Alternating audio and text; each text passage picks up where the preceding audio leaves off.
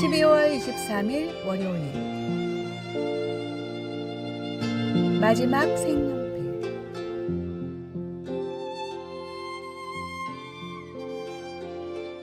한 미술학원에서 그림 대회를 앞두고 아이들이 분주히 그림을 그리고 있었습니다. 민수는 가장 비싼 색연필 세트를 가지고 있었지만 친구들에게 한 자루도 빌려주지 않았습니다. 옆자리의 지아는 낡은 색연필을 쓰고 있었는데 하늘을 칠하던 중 하늘색 연필이 너무 짧아져 더 이상 사용할 수 없게 되었습니다. 지아는 울먹이며 그림 그리기를 포기하려 했습니다. 그때 건너편에 앉아있던 준호가 다가와 말했습니다.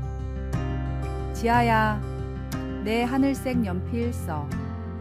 하지만 이게 내 마지막 하늘색 연필이잖아. 괜찮아. 난 구름을 그리면 되니까. 대회가 끝나고 결과가 발표되었습니다. 민수의 그림은 입상하지 못했지만 준호와 지아는 나란히 금상과 은상을 받았습니다. 심사위원은 이렇게 말했습니다. 준호의 하얀 구름과 지아의 파란 하늘이 정말 아름답게 어우러졌네요. 이 이야기는 단순한 그림 대회 이상을 보여줍니다. 우리가 가진 것을 나눌 때 나눔의 사랑은 서로의 부족함을 채우며 더 아름다운 결과를 만들어냅니다. 마지막 한 자루를 내어주는 작은 사랑이야말로 가장 큰 걸작을 만드는 시작이 됩니다. 오늘의 말씀. 주라. 그리하면 너희에게 줄 것이니 곧 후이 되어 누르고 흔들어 넘치도록 하여 너희에게 안겨주리라. 너희가 헤아리는 그 헤아림으로 너희도 헤아림을 도로 받을 것이니라. 오늘의 만나. 하나님의 사랑은 부족한 자를 채우며 나눔을 통해 더 큰 아름다움을 이루십니다. 가진 것을 나누는 작은 마음이야말로 주님께서 기뻐하시는 진정한 사랑의 표현입니다.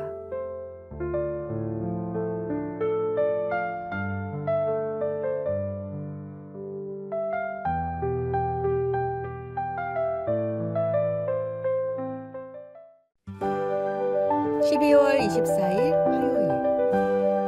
트리의 기원과 빛의 의미. 크리스마스 이브에 마틴 루터는 깊은 숲속을 산책하고 있었습니다.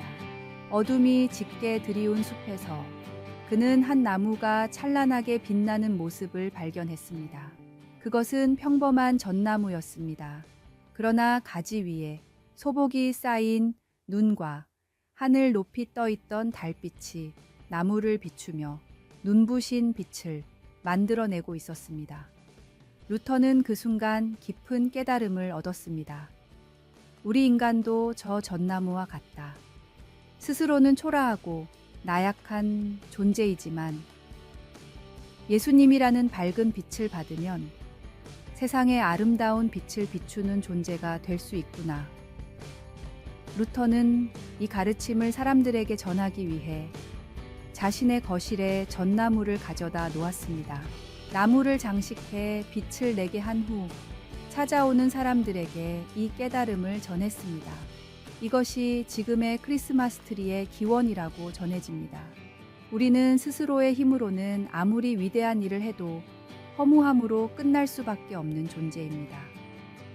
하지만 예수님의 빛을 받으면 우리의 삶은 세상을 밝히는 빛으로 변화될 수 있습니다. 크리스마스는 단순히 장식을 즐기는 날이 아닙니다.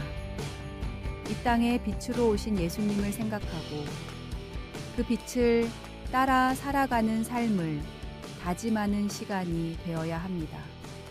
빛으로 오신 예수님을 따라 세상의 빛을 비추는 삶을 꿈꾸는 아름다운 크리스마스가 되시길 바랍니다. 오늘의 말씀. 예수께서 또 말씀하여 이르시되 나는 세상의 빛이니 나를 따르는 자는 어둠에 다니지 아니하고 생명의 빛을 얻으리라. 오늘의 만나. 우리는 스스로의 힘으로는 빛을 낼 수 없는 초라한 존재지만 예수님의 빛을 받을 때 세상의 희망과 사랑을 전하는 빛의 통로가 될 수 있습니다.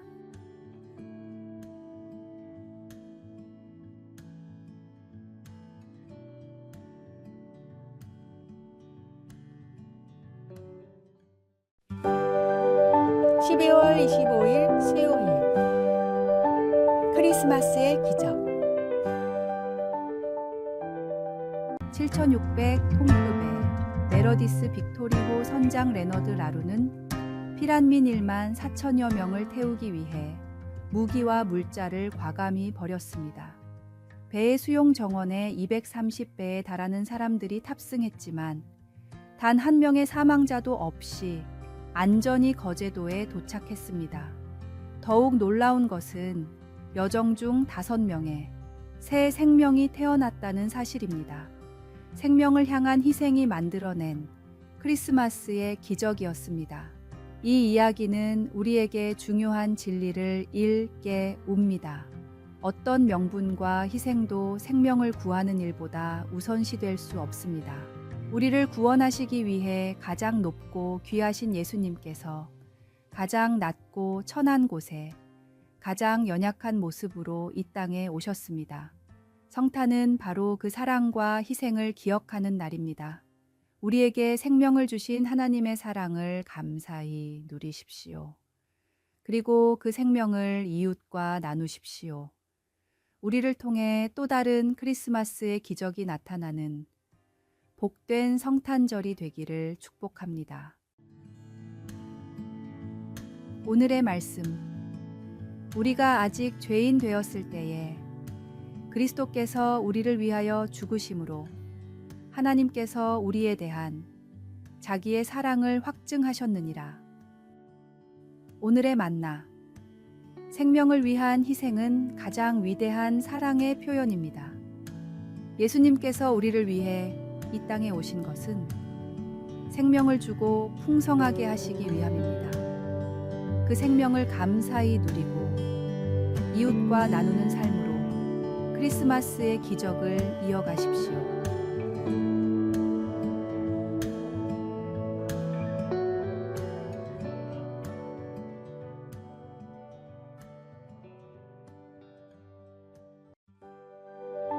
(12월 26일) 목요일 거북이의 경주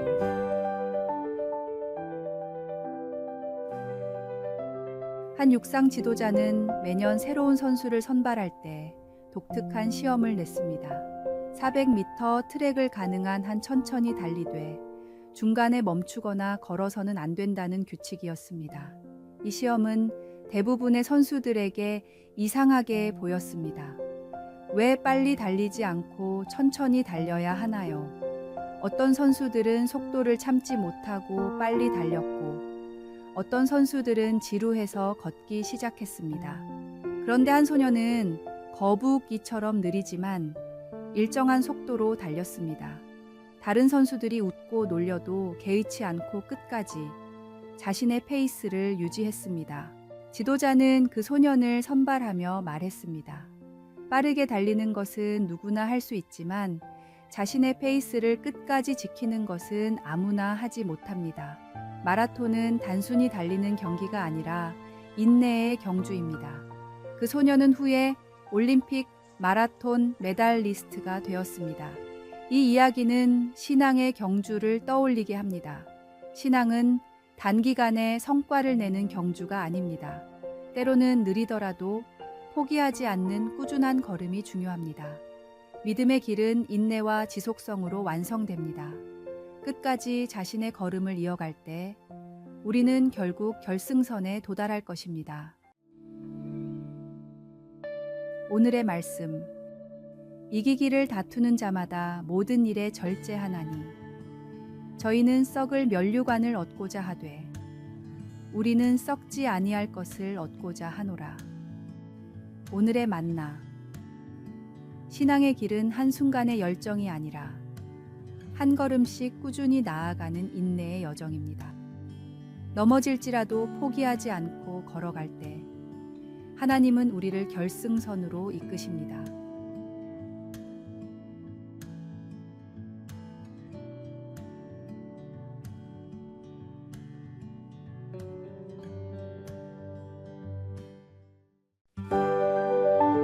(12월 27일) 금요일 믿음의 선율. 오페라 사업 실패로 깊은 좌절에 빠져 있던 핸델에게 어느 날 찰스 제넌스가 찾아와 한 대본을 건넸습니다. 성경 구절들로 엮은 메시아에 관한 대본이었습니다. 핸델은 대본을 읽으며 강한 영감을 받았습니다. 그는 24일 동안 거의 먹지도 자지도 않은 채 작곡에 몰두했습니다. 하인들의 증언에 따르면 그의 방에서는 끊임없이 음악이 흘러나왔고 때로는 눈물을 흘리며 작곡을 이어갔다고 합니다.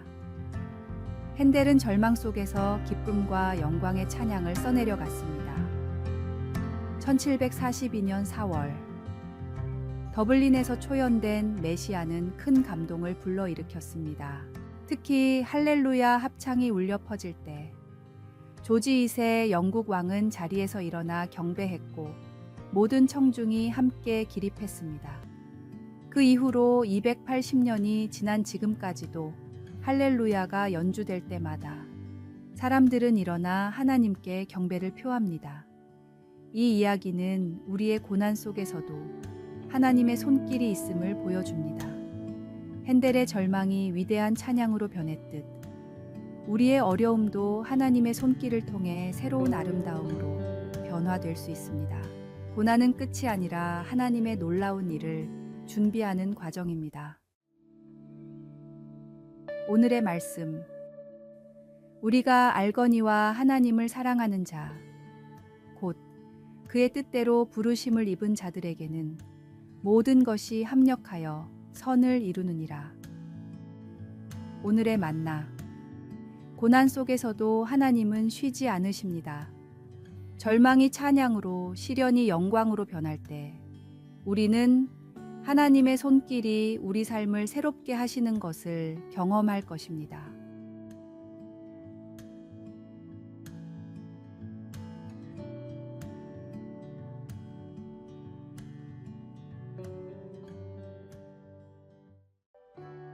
아래의 빨간색 글자 구독을 누르시어 더 많은 전도의 열매를 맺으시기를 기도합니다.